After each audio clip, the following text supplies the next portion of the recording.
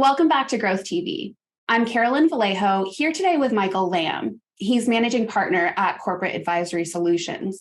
Today, we're talking about tech-enabled services. And in the middle market, companies are facing all types of headwinds, from rising interest rates to high inflation. So when it comes to tech-enabled services businesses, can you tell me a little bit about how they tend to perform in a recessionary or a low-growth environment? Yeah, great question, Carolyn. A lot of times these companies are fairly resilient when it comes to a recessionary market change that we're about to enter into. These are companies that they tend to be people-based. Assets go home in the elevators every night with some technology component to them.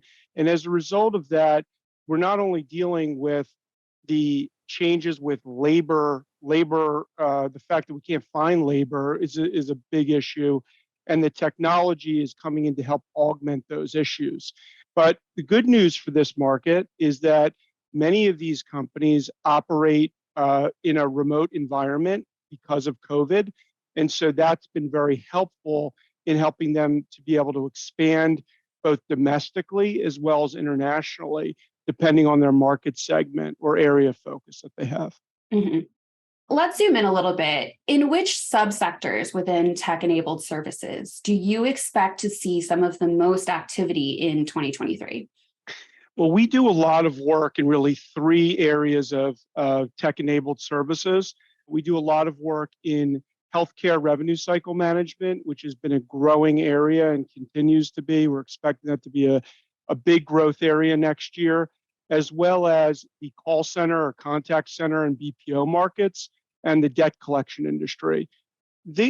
All of these areas of tech-enabled services, just due to the market trends and the need of these business models going forward into a recession, we're fully anticipating a lot of growth, and specifically both private equity and strategic buyer interest in these areas.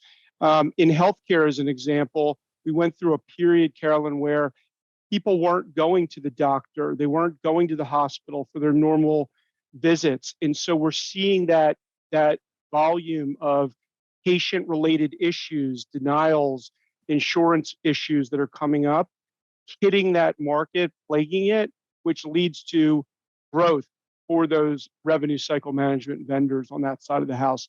It's just an example of one particular area that we see growth. Right. So yeah, let's talk more about those particular end markets where demand for some of these services is really expected to take off next year. I know you just mentioned healthcare. What are some of the other industries that will need, for example, greater debt collection services? Yeah, I mean, it's pretty obvious, right? In the debt collection area, we're going to see as we go into a recession, a higher amount of delinquencies across every industry you could think of. As that happens, that industry has been automating significantly over the past 5 years due to regulatory change. And so that industry is becoming more tech focused than people focused, which is exciting a lot of investors that would probably be more on the fence due to PR issues in terms of entering it.